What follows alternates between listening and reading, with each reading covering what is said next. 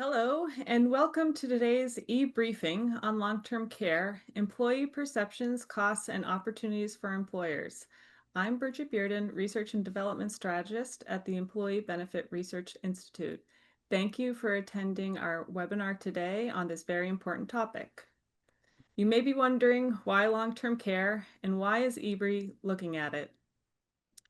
America is aging, yet nearly 40% of households are projected to run short of money in retirement. Awareness of long-term care needs remains low, and private insurance is unaffordable for most, and Medicaid, the main safety net, is under strain. But there is room for optimism thanks to public and private innovation. While the chapter on traditional group long-term insurance and care insurance has mostly closed, the next one is unfolding, one that features hybrid and voluntary models. In addition, states like Washington are experimenting with public programs, and the reintroduced WISH Act offers a federal proposal. eBri is looking at the long-term care because it sits at the nexus of aging, benefits, and retirement security. Today's session explores employee perceptions, cost projections, and the evolving role of employer-sponsored benefits in supporting long-term care preparedness.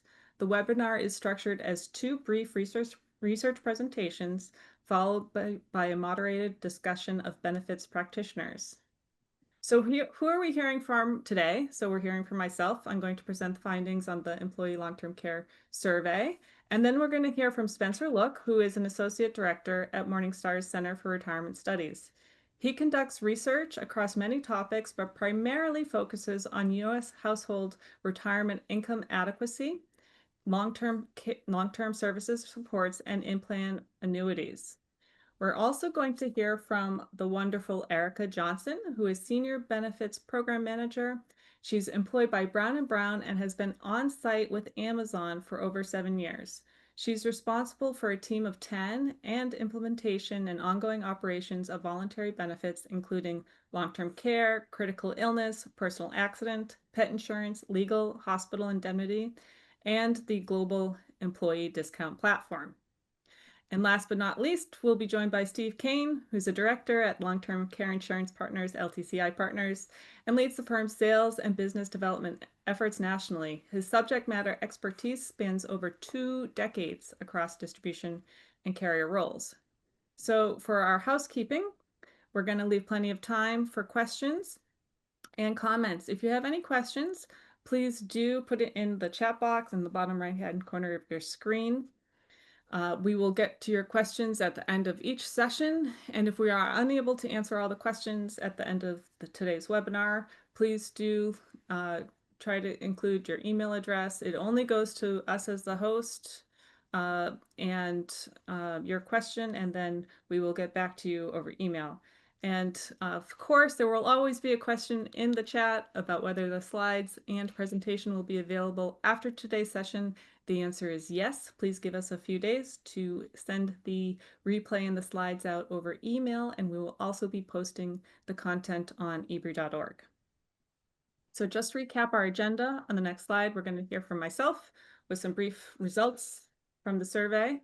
Then we're going to turn to Spencer, and then we're going to have a discussion between Steve and Erica. So starting off, first, I'd like to foremost thank Brown & Brown Strategic Non-Medical Solutions for their funding of the employee survey. The survey took place over May. We fielded it to about 2,400 employees. And I'd also like to thank Erica Johnson for her contributions to the paper, in addition to John Cutler and John O'Leary. John Adams, who is our editor, can send the link to the paper right now. You'll see it in the chat box. It is available for download at this link.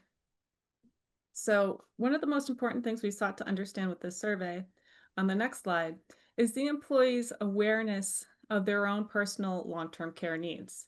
So we asked employees, how likely is it that you'll need long-term care as you age? And 4 in 10 said that they were likely to need care. But we found some interesting results when we looked at who was aware of the fact that they will need care. So we found that those with a lived experience, those that had personal experience in receiving care, had a disability, or made some sort of short-term disability claim in the past, were aware that they would need long-term care in the future. And then separate, we found that those with a higher socioeconomic status based on incomes and education levels were also more aware that they would need care as they age. So not only were they certain groups more aware of needing care as they aged, but we also wanted to know how was their awareness in receiving different kinds of supports in their community. On the next slide, we asked about their level of knowledge, their self-perceived knowledge in accessing long-term services and supports in their community. And we found that only 1 in 4 had strong knowledge on how to access long-term services and supports. So again, we found that those with the lived experience or those with that had made a disability claim in the past had received care or had a disability were more familiar with the care systems. And this is important not only for the employee and their future care needs, but also for employees who expect to be providing care for others in their network in the future. And we'll talk more about that in just a minute. So now that we understand who is aware of their own care needs and who has knowledge about how to access supports in their community, we look at the benefits available to them. On the next slide, we find that um, just about 24%, again, 1 in 4, said that of benefits eligible employees said that they had access to long-term care insurance. And this is the bucket all the way on the right-hand side. The most common benefits offered or that are said to be offered to employees, of course, are health insurance, retirement savings, and dental, vision, life, short-term, long-term. But long-term care is only reported to be offered, only 1 in 4 employees are reported to be offered. And then specifically, 9% are say that they are enrolling in long-term care, meaning 15% of employees that are eligible are not taking the option when offered. On the next slide, we look at the the the idea that while employer-sponsored channel is a very great avenue for employees to get all of their risks addressed, many do often go outside of the employer channel into the retail market, direct to carriers to get the risk insurance, the insurance they need to protect against risks. And so here we're looking at many of the insurances that are often provided by employers that are also available on the direct sold market. We're excluding mortgage and home insurance here, but focus more on the ones that are likely to be offered at a discount through the employer channel. So here we're looking at life insurance specifically. We find that 37% of employees say that they have purchased a life insurance contract directly. And among those, 41% say they have bought a life insurance, a long-term care insurance rider or an acceleration clause. So that means 15% of the employees that we surveyed overall say they have a hybrid type of product. On the next slide, we're looking at what are some of the important features of a long-term care insurance product. And this question is asked amongst all employees in the survey, so all 2,400. Which of the following features would be most important to consider in purchasing a long-term care insurance contract? And the cost is the number one most frequently cited feature, followed by the benefit. And then 1 in 3 say that the ease of accessing the benefit and the reliability of the benefit, the likelihood that they would be available when they need them, comes in third for the most important features of long-term care insurance contract. So after we looked at the employees' expectations and how they're planning for their future care needs, we also want to understand employees' expectations around caring for others in their immediate network. On the next slide, and one more, this is how we start to get into it. So this is very consistent with eBree's past work on caregiving, where we ask the employees and retirees, do you have experience in caring for others, helping them beyond their, to fulfill their daily activities of living? And so here we're asking How many people are in your immediate network that you will need to provide care for in the future? And so on the left-hand chart, you'll see the blue, and those are adults in your immediate network. And so you'll see that 27% says none, there are no adults, which means on the flip side, 73% of the employees that we surveyed said there is at least one adult in their immediate network that they will need to provide care for in the future. 3 out of 4 say they will need to provide care for an adult in their immediate network in the future. Uh, so that's a pretty striking finding.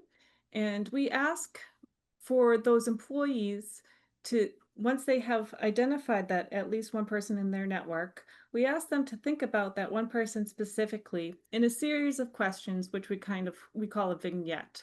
So we repeat the name of this individual throughout the survey, the next set of questions, so they can think about um, who they're providing care for. This person that they were providing care for, most often the most common response was parent or parent-in-law, followed by the spouse. So when they're thinking about this person, most often going to be a parent by 1 and 2, we ask them what kind of form of care will you need in the future. So, you know, 45% said they were going to provide direct care themselves. And then 15% said they were only going to provide financial support, from afar. And 40% said that they were going to provide both. They were going to provide financial support and direct physical support. We wanted to look at, among those that were providing this financial support to the future care recipient, how were they going to provide it? Um, if they were giving some sort of transfer of money, what was that transfer of money going to use for? Uh, and how would you be providing, how would this individual be getting assistance in living in the future? And so even though they said that we were providing financial assistance, 3 and 4 still said that they were going to provide the care directly themselves. So I think this is very striking that we find that many are going to be providing financial assistance in addition to direct physical assistance, which means that these employees may need to take time from work, they may need alternative programs, flexible work schedules, elder care concierge, all sorts of programs and benefits to assist them as they are navigating the care for this individual in their life. On the next slide, we turn to how long they think this care is going to last. And this does have a significant impact on the employee's ability to stay in the workforce, their productivity, absenteeism, and presenteeism. So we find that, 1 in 3 just really aren't sure of how long this care is going to last. And then 30% say it's going to last them more than two years. 1 in 5 think it's going to be 5 years or more. And these have significant consequences on the employee's ability to stay in the workforce, to stay focused, and to keep their production and productivity high. We also ask on the next slide, because of some of the challenges expected with Medicaid funding and ahead, we ask whether this person has a disability, whether the employee perceives this future care recipient to have a disability. And interestingly, we find that the employees reported rates of disability that are higher than the national estimates, which is, it implies that there's this perception that many of those in their network may have needs that aren't, either fully reflected in the national estimates, or the employee, feels that they are going to be more significant issues that are going to impact their daily living in the future. So 1 and 2 said that their future care recipient had a cognitive disability. This is difficulty making or decisions or remembering things because of a cognitive issue or a mental health issue. And then again, almost 1 and 2 said that their future care recipient had an independent living difficulty.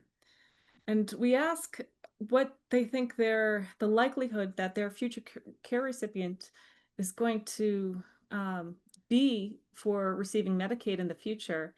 And over half, 60%, think that their future care recipient is likely to qualify for Medicaid in the future. And this is very much tied to the employee's perception of them having a disability. On the next slide, we ask, because there's an expectation that this care is going to last for a fairly long time, 30% say more than 2 years. We ask them if they have estimated the cost of care. Only 3 in 10 say yes. And when we ask them what the cost of care is going to be, and this is on an annual basis, we find that the majority say that the cost of care is going to be less than $50,000 a year annually. And there are many that say that the cost of care is going to be greater than 100,000 on an annual basis, but we just see a very significant range here. And so moving on, we ask who is going to pay for the cost of care? And 4 in 10 say that Medicare is going to pay for care. And then another 1 in 3 say, like, I don't know who, or I'm going to pay for the care. Only 3 in 10 say that Medicaid is going to cover the cost of care, even though there's such a strong likelihood that a future care recipient could qualify for Medicaid. So there seems to be a lot of confusion among employees about how long the care is going to last for their future care recipient, who's going to pay for care, what that's going to cost. And so with that, we're going to turn it over to Spencer, look at Morningstar to talk about his cost projections and the facts about what this will cost for many of today's retirees and how that will impact their retirement security. Thank you very much, Bridget. As she said, I'm Spencer Look, Associate Director for the Morningstar Center for Retirement Policy Studies. Really excited to talk to you today about our study on long-term services and supports, or long-term care as we've been referring to it in this webinar, and its impact on retirement income adequacy. Next slide, please. I want to start my presentation by highlighting 3 key statistics from our white paper research that I think kind of show the significant, the significant risk that long-term care needs have on retirement income adequacy. So what I have on screen is going to be the present value of long-term care costs and likelihood of need specifically for baby boomers. And just to elaborate a little bit on this, we have in our analysis a sample of baby boomers. We are projecting their long-term care costs, discounting it back, taking the present value to retirement age. And when we summarized and looked at that overall distribution, we found that overall the mean or the average cost was about $131,000. So quite a bit higher than that $50,000 number that Bridget was highlighting that a lot of survey respondents kind of anchored on. When you focus just on those with a simulated long-term care need, that number jumps up to $242,000. So really, really high cost estimates. And then 43%, that refers to the percentage of boomers that we're projecting to incur costs in general. So some stark figures really just kind of sets the stage on the magnitude of this risk for retirement income adequacy, which I'm going to kind of talk through and elaborate on in the rest of my presentation. Next slide, please. So before I get to our full study results and some more detail there, important to talk through kind of the underlying context, the model, what we're doing here in our framework. This study, and really the studies, most of them from the Morningstar Center for Retirement and Policy Studies, is based on the Morningstar model of U.S. retirement outcomes. This is our micro-simulation model. We built it on top of the Survey of Consumer Finances, integrating all types of household and financial information into our analysis. In this framework, we are probabilistically simulating both during the accumulation and decumulation to the working years and in retirement periods, all kinds of different behaviors, features, savings, investing, job turnover, all kinds of different features. What I want to specifically focus on is our health state transition model. In retirement, we are continuing to project out expenses for each household member, and we simulate whether or not someone is going to be in a state where they need home health care or they need to enter into a nursing home care. And by doing that, we are able to then estimate stochastically long-term care costs, where the dollar cost estimates per episode are based on Genworth's cost of care survey. So just an important detail for this study. And then in terms of how I'm presenting the results, we're using a retirement funded ratio metric here. So for the millions of different life paths that we're simulating to look at retirement income adequacy, we're using this ratio. The numerator of this calculation is going to be the income for the household member. So income from Social Security benefits, pension, annuity benefits, and withdrawals or distributions from their accounts to support the expenses that we are simulating. And then the denominator is going to be the expenses.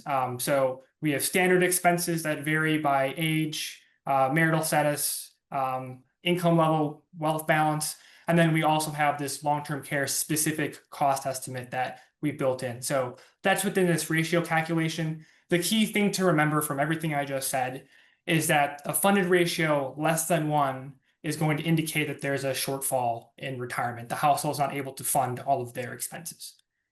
Next slide, please. So regarding the study methodology, the one thing I wanted to focus and highlight here is that we're simulating these funding ratios under 2 scenarios for this comparison. The first, our baseline scenario. This is going to really be our status quo run. This includes long-term care costs, as we usually do. This represents, again, the status quo kind of for the baseline for this comparison. Just wanted to mention here quickly, we do have a long-term care cost specific inflation assumption that, based on a review of the literature, which I'll touch on a little bit more later on.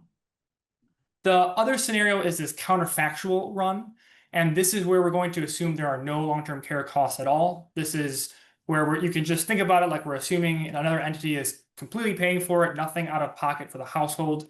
And we set it up this way to isolate the impact of long-term care risk on retirement income, on retirement outcomes. Next slide, please. So this is our first exhibit from the white paper. A quick side note for anyone interested on the webinar, looking at our white paper, I have the actual exhibit numbers ties directly to the paper, so that's what I was doing here.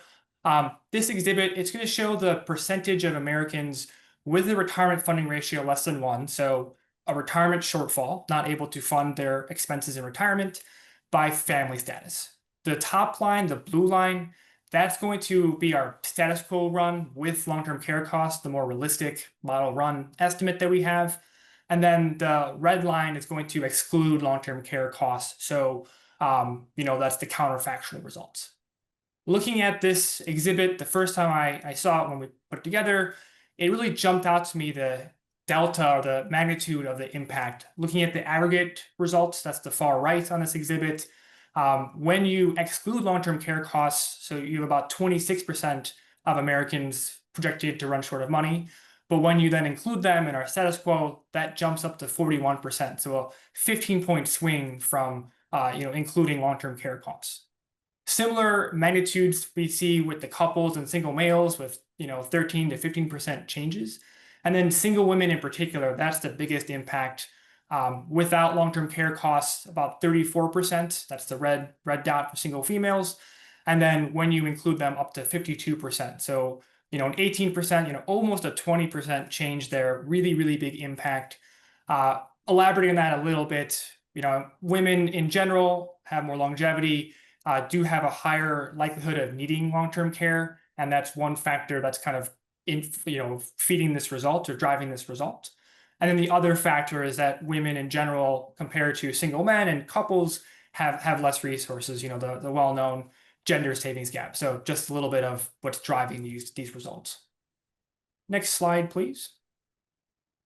Next up, I have our second exhibit. This is going to be our retirement funding ratio results by age cohort. So percentage of Americans by generation running short of money. This exhibit shows a clear kind of trend or pattern where Gen Z, millennials, there's really big impacts, about 20% for Gen Z going from 21% to 41% when you include long-term care costs. Millennials have a pretty big impact as well, but then there's smaller impacts for Gen X and for baby boomer households in those age cohorts. There's a lot of different factors that are at play that go into this, but what I want to highlight is this long-term care cost specific inflation.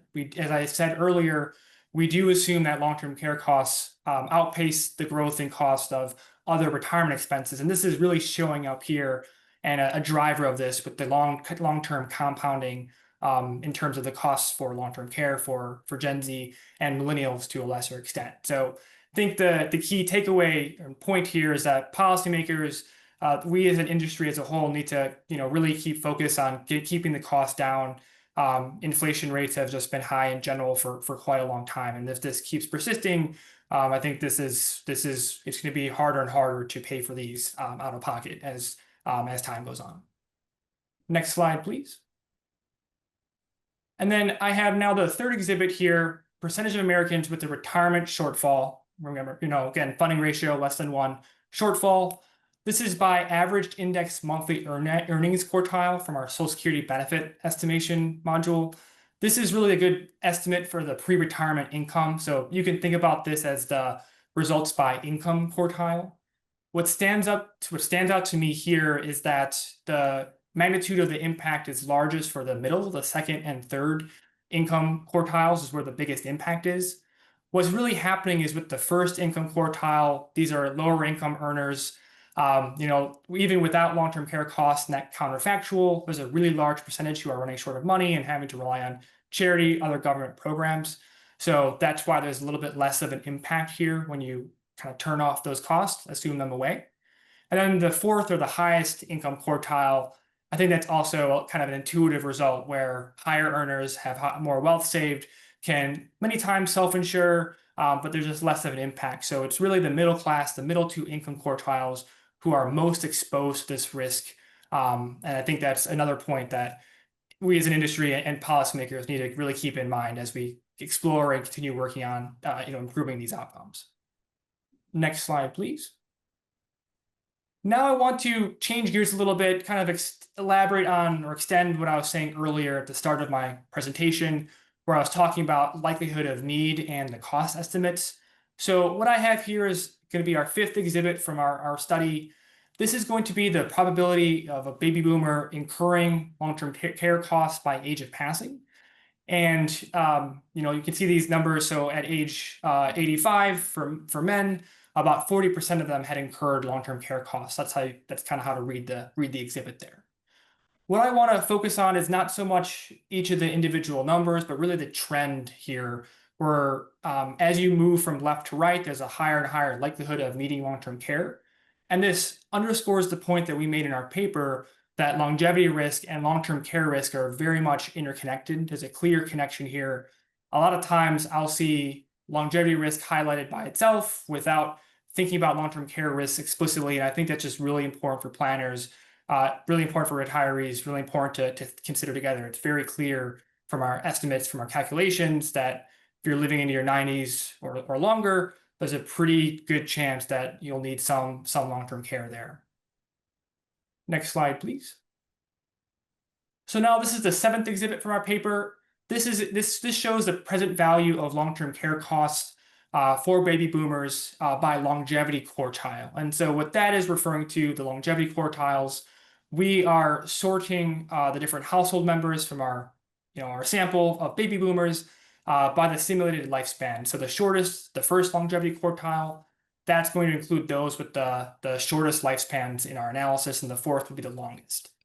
I again don't want to focus on like the specific numbers here, but really looking at the trend, supporting the point I was just making in the prior slide, where as you go from top to bottom, you can see the costs for the mean and median just across the board are increasing as you live longer. So really just again highlights that point I was making, where long-term care risk and longevity risk are very much intertwined. Again, really important to keep that in mind for planners and for folks out there.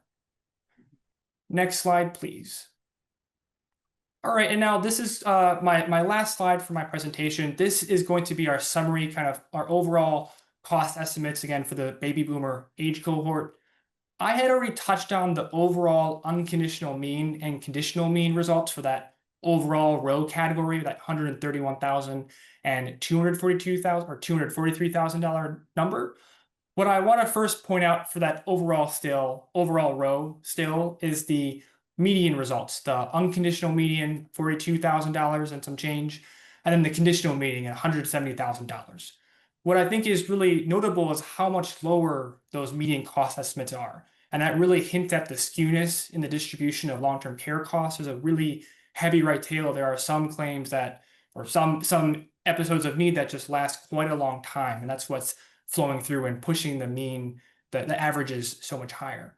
And I think it's even probably better to illustrate what I was just saying with the single male and the single female results, the unconditional median showing that in at least half the cases, single men and single women didn't have any long-term care costs. They didn't incur any in retirement. So just again highlights the trickiness of planning for this risk. Comparing the single male and the single female results, I'd already touched on the higher likelihood of need for women, which is part of what's happening here. But even controlling for that, women have a higher chance of needing nursing home care, and that's also pushing those cost estimates higher compared to single men.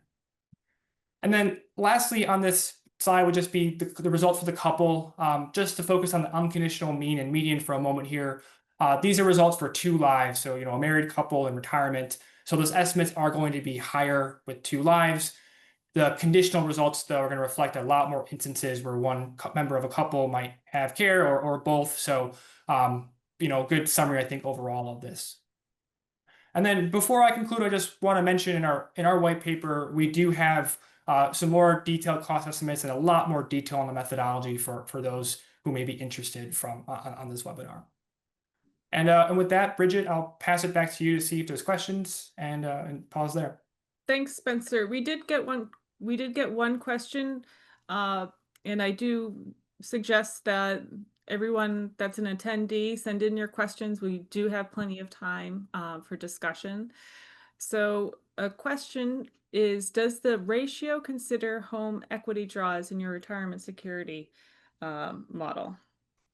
Great question. Yes, we are modeling net home equity and that potentially being liquidated when expenses are too much and the household would need to do that. So we are including that in general in this analysis. Yeah. And I'll ask something related to the duration of services in sports. Have you incorporated trends around cognitive disability? I mean, in our survey, we saw that there's a high expectation of those in your immediate network have a cognitive disability. And we know in the employee landscape that the prevalence of cognitive disability in the workplace is increasing. Have you looked at the care by reason for care at all and take into account any of the trends around Alzheimer's and related dementias? That's a great question, Bridget. To directly answer it, we're not explicitly modeling different reasons for care in this framework, but we calibrated this model based on available data, mostly the health and retirement study, empirical data that's a longitudinal study with a lot of great rich information. That is something that's on our plate that we've been looking to extend this model to include assisted living and more granular different needs of care in this framework, and have also thought about looking into the different reasons for it. So something that we're definitely looking into as we build out and want to expand this framework to get improve our analysis and get drive to deeper analysis. Thanks, Spencer. So maybe what in the next section, we're going to turn to Steve and Erica now, but while they're talking, maybe Spencer, you could plug in a link to the report for folks to download that are interested, because there was a couple questions about access to it. So Steve, turning to you, Yep. can you share what you perceive as some of the motivations for employer provided long-term care insurance? Yeah, I would love to say that it was all because of the great work that Ibri and Spencer are sharing, right? Identifying the need. Unfortunately, that's just not the case. John, if you can move to the next slide. I think what was probably the largest catalyst to employers offering long-term care coverage had to be legislation in Washington back in 2021 with the Washington Cares Fund. That created an unprecedented surge. Nothing like I've seen in my 20 plus year career in terms of employers wanting to offer long-term care insurance to their employees. And so I think that continues to drive a lot of conversations at the corporate level and offerings. And, I want to start with, why did Washington do what it did in terms of create a payroll tax for long-term care insurance? They perceived that not enough people in the state were securing private coverage or had enough assets and income to pay for their long-term care. So they wanted to give them a head start and help people around the issue of long-term care planning. So they created a payroll tax that goes into a large fund that provides benefits to folks in need when it comes to long-term care services and support. What happened in 2021 is they enabled folks to look at private coverage for about a 6 month window to say, hey, if you own private insurance before November 1st of 21, then you can apply for an exemption or opt out of the Washington Cares Fund. And about 500,000 people did. And a lot of large employers, including many that Erica and I work with, decided to go that route. And I guess here's my disclaimer. I probably should have done this earlier, but like I'm not sure that private insurance cracked the nut just yet. I do believe that there's a need for public and private partnership as it relates to long-term care solutions around the country. But it first started with Washington in 2021. I am good friends with the program director, Ben Vecti. In fact, he and I presented on a panel on Saturday at the National Council of Insurance Legislators. So the audience was state senators and state assembly members, and you would not believe the interest in the subject of long-term care.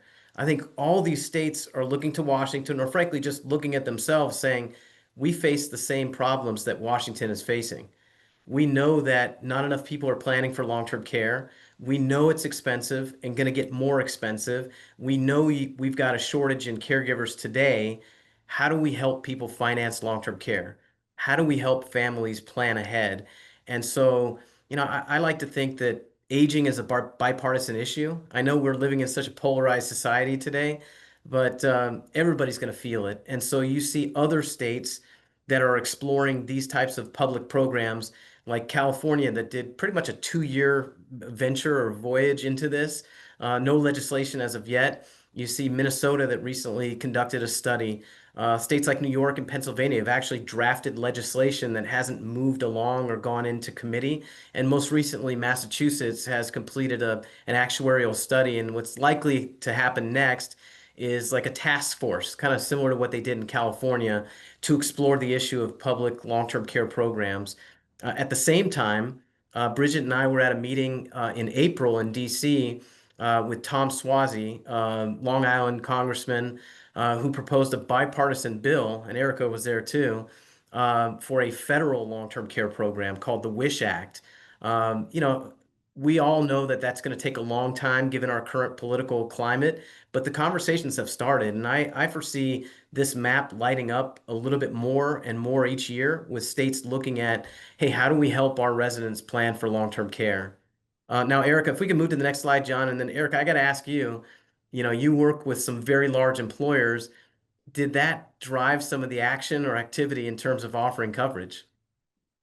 Absolutely. So we actually started looking at it in Q3, Q4 of 2020, but it was pretty challenging to get traction with Amazon as well as other major employers in the area because the long-term stance has been that we are not tax advisors.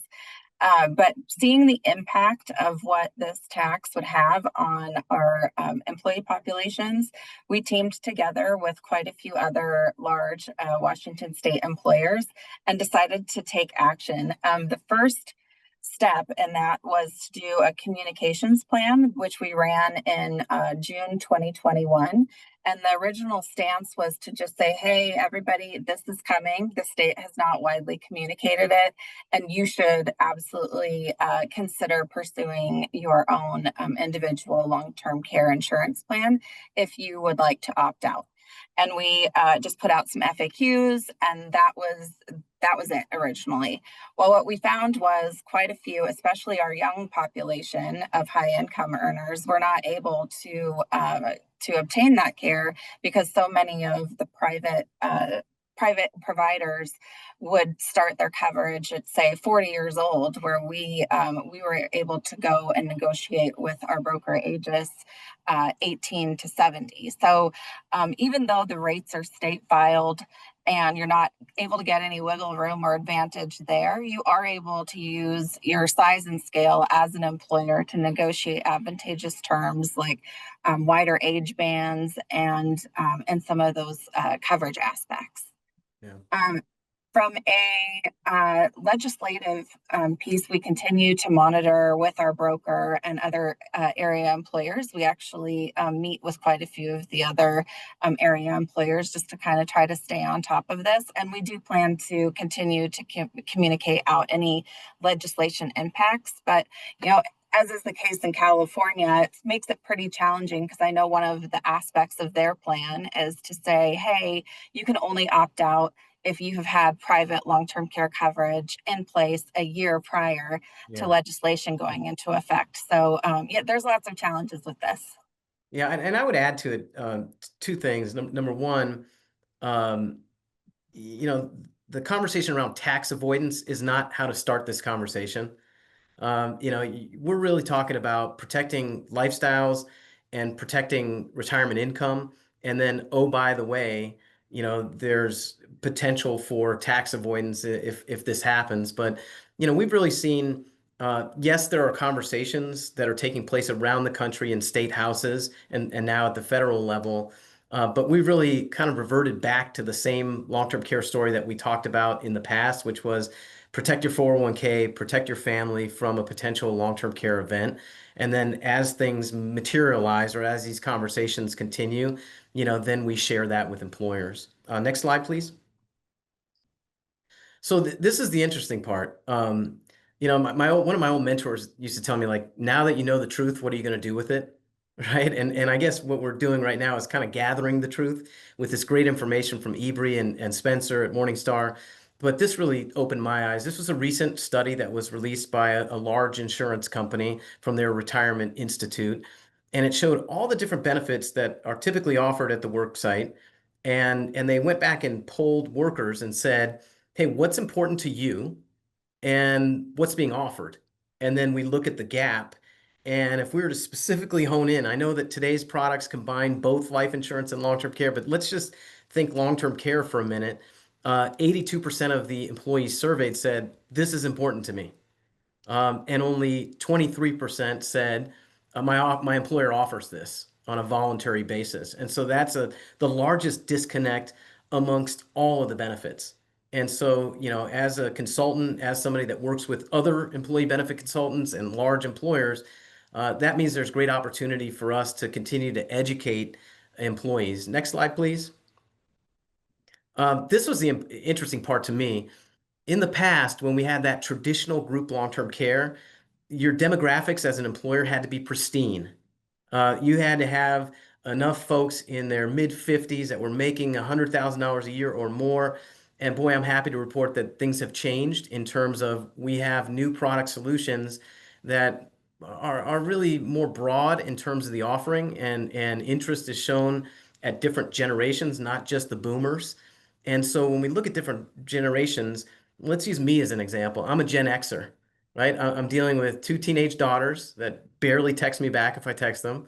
But I'm also dealing with my mom that doesn't text me back because she can't use her phone. And right now, mom's in an assisted living facility, probably having lunch right now. I'm on the West Coast. She loves it. But we're paying $14,000 a month for mom's care. We fixed up her house and rented it out. And now my brothers and I are kind of slicing and dicing the remaining cost to handle her long-term care. And I'm fortunate. I'm in the position where I can help, but a lot of employees out there can't. And that's the challenge that we're facing with long-term care. So we've found over time that different generations are actually interested in long-term care. Again, you look at, you know, surveys that say, is this important to you? Is it offered by your employer? And it surprised the heck out of me when you saw Gen Z saying, this is interesting. I want to have this conversation. I would be interested in being offered this benefit. When I think of millennials, the oldest millennial now is in the sandwich generation. The oldest millennial now is 44 years old. And that person is probably thinking about mom and dad or loved ones that are needing long-term care. So they're interested. And we've seen a big change in terms of who applies for this coverage within our own business. We enroll 50 plus cases a year, usually large employers. And it used to be with group long-term care on the traditional side, our average purchase age was 57. Well, guess what? It's 47 today. So we're finding that a lot of younger employees, excuse me, are interested. Next slide, please. So just wanted to share the why, as it relates to private insurance. You'll notice here there's not a ball that says tax avoidance, right? This is about better underwriting. You're leveraging the group's purchasing power to secure guarantee issue coverage for employees, sometimes guarantee issue coverage for spouses. It depends on the company and the offering.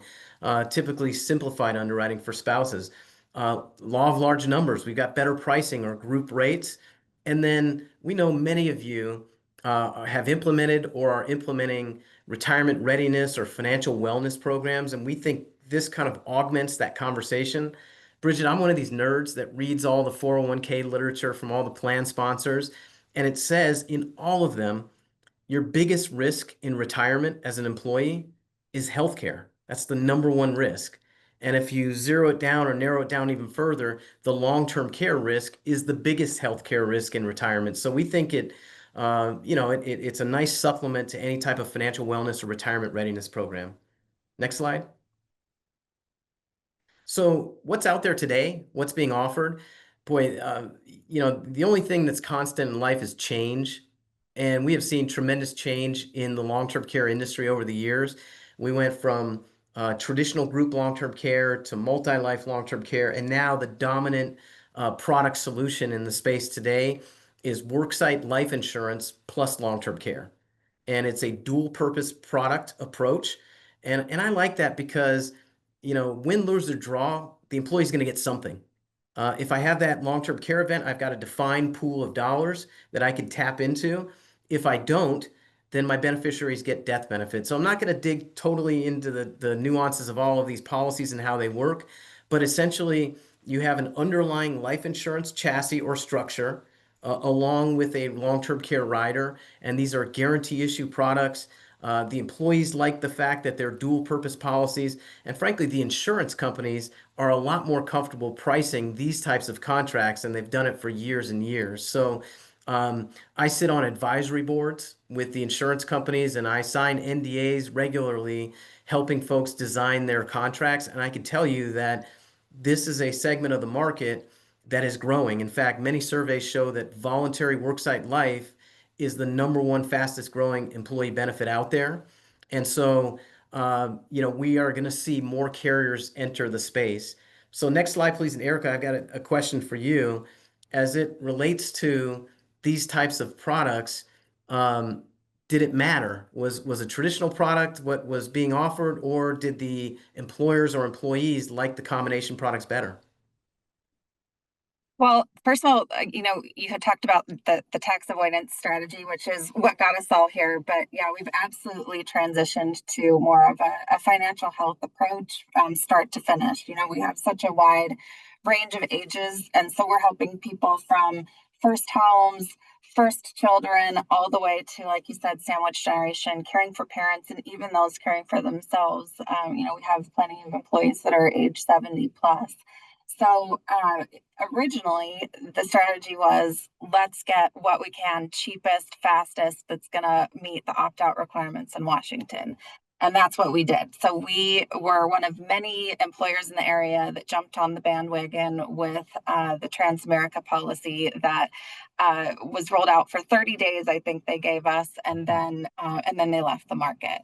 And directly after, we did transition to a life with long-term care rider product, which is what we still have in place today. So we did actually only list the product originally through the end of the opt-out period, which was November 2021, but then launched it in January 2023 to expand to all US states in order to provide that income protection for folks and give them the opportunity to enroll in a guarantee issue product, not only just for the long-term care piece, but we are also educating employees in terms of those that may not pass their physicals for supplemental life. So we're really trying to educate people on both opportunities with that hybrid product. That's great. Next slide. So, this is the interesting one. How do you communicate this offering because it's so different, from others? I think we as a society are conditioned as employees to buy certain things because we've seen it over and over and over again. Well, guess what? Your employees haven't seen worksite life plus long-term care insurance. They haven't had this conversation in a meaningful way about protecting their retirement income, their lifestyles, their 401ks. And so education is the key. I always like to say that it's easy to do the due diligence and to recommend a product solution. The hard part is the communication, is to ensure that you've got the right enrollment conditions. And so the secret sauce, amongst all these enrollments has typically been an off-cycle enrollment, something not along with core. Now, there are many enrollments that we do that are start out with core, but at some point we do an off-cycle enrollment. But ideally, you do an off-cycle enrollment first, and then there's a number of touch points. Because employees just aren't familiar with long-term care insurance or this planning, a number of emails that go to employees educating on the issue. You're looking at live and pre-recorded webinars, and then one-on-ones, whether it's in person or virtually, depends on the culture, the employer. Typically, the work that we're doing is virtual one-on-ones, whether it's through Teams, Zooms, telephone calls, you name it. And we are seeing some employers start to engage with text messages. It really depends on the employer's preference, but they would have to opt into text messages. And then all of the insurance companies that play in the worksite space today have online enrollment.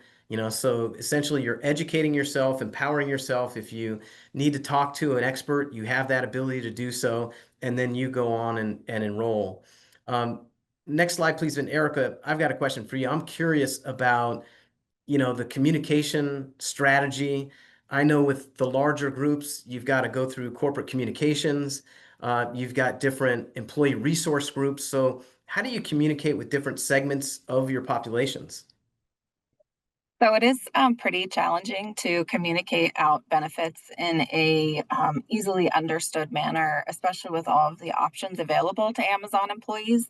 So we really adopted a strategy of keeping it simple, but also trying to surface benefits when and where employees need them most. Sort of that life event approach, childbirth, purchasing a home, caring for a loved one, whether that be a child or a parent or dependent spouse. So we partner with all sorts of employee resource groups. A lot of them are homegrown, and some of them are intentionally put together through the human resource, or well, we call ourselves PXT, but through the PXT group. And so some of those may be like Glamazon or Black Employee Network or Warriors at Amazon. But one of the groups I work very closely with is our wonderful critical care support team and the bereavement team, as well as what's called Brightside, which is our financial concierge. So again, just trying to surface those benefits when and where people need them. Right now, within the enrollment flow for benefits, we don't have long-term care fully embedded because it's more of a evergreen product. We allow or have negotiated guarantee issue for new employees, and then simplified issue for anybody else that would like to enroll for themselves or their spouse throughout the year. So it's surfaced once an employee has checked out of their regular benefits. On their confirmation statement, there's a pop-up that says, "Have you considered these other benefits?" We've had some success with that, about 4,500 enrollments since Jan 1, 2023. And as you were mentioning, Steve, it's through a wide array, range of ages. That's actually what surprises me most is the young folks that are engaging Yeah. with the plan under 30. Yeah, I mean, this is the interesting part to me too, in terms of like how long it takes to get something spooled up. I will tell everybody out there, Washington was unique in that the law was changing through the reconciliation process to the very end. And there was a brief window, to go out there and enroll as many cases as we could until the market kind of had capacity, until the carriers ran out of capacity. But if we're talking about today, where we're at today, it's usually like a 6 to 8 week roll up to an enrollment, to an engagement. These things we know don't happen overnight. I was talking to a colleague today where we're in July, and if it's a large employer, we're talking about Q1 enrollments. Erica, does that sound right from a timing perspective? Yes, and sometimes even later, depending on the Yeah. tech lift involved with programming it. We are actually in the planning stages of evaluating next steps. So we will be going through open enrollment with the long-term or life with long-term care product uh, on the confirmation statement as it was last year. But we are looking forward to 2026 to integrate that fully into the open enrollment flow, as well as looking at some of the product changes that have become available on the market. One of the things we are looking at right now is expanding the life with long-term care product to include family caregiving, which is Mhm. slightly more expensive in terms of premium, but allows, well, not just employees, but folks that purchase that plan to begin claiming much earlier, because who's the first one that is caring for you, your family, and so we're really trying to, like I said, meet employees where they are, especially with our ops employees. A lot of them are caring for their loved ones themselves, and so just trying to meet everybody's needs where we can. And then one of the other things that we are considering is, or not really considering, but I guess we should say pushing the providers to include, is caregiving resources. Yeah. Whether that be, a referral service or a network of providers that will provide in-home support. So really trying to provide the resources there as well. Yeah, we're big fans of that. Those caregiving and elder care services and support that are either attached to policies or they outsource to companies. It's kind of like a now benefit. So I think back to my situation with mom. There was a period of time where it was acute, where I had to hop off a webinar like this and go run to mom's house and meet with caregivers and design a plan of care. Maybe with those services, I wouldn't have to. I'd have the ability to lean on professionals to guide me through it. And so we do see that as an emerging trend in our market, whether they're attached to insurance products or afterwards, we're seeing interest in those services as well. And like my takeaway, because I know we're running out of time and we want to go to Q&A, is that this problem is not going away. Whether it's a state program or the federal program that's being proposed, it's going to continue to grow given our demographic shift that we're taking place right now. And so private insurance might play a role along with these public programs as a solution to this big long-term care mess that we have out there today. Thank you, Erica. Thank you, Steve. We do not have time for questions. We went right to 3 o'clock. Um, but we do have a few questions that we got over chat, which we will follow up over email. And luckily, fortunately, many of the questions that came in over the chat have been answered through your dialogue. So thank you to all who have stayed with us for the duration of this webinar. We do have a list of events coming up. John, if you can just show some of your events, our upcoming events. We have a virtual policy series, September 16th through the 18th, that is open to the public. It's part of our education and programming. We do also will have an October 22nd EBRI in partnership with SHRM, a health benefits symposium. And on December 11th, we will have a financial well-being symposium. If you're not a member of EBRI, please do consider supporting EBRI in some form or fashion. We are a membership-based association, and we also do accept donations. Thank you for your support and listening to this webinar. Have a wonderful day.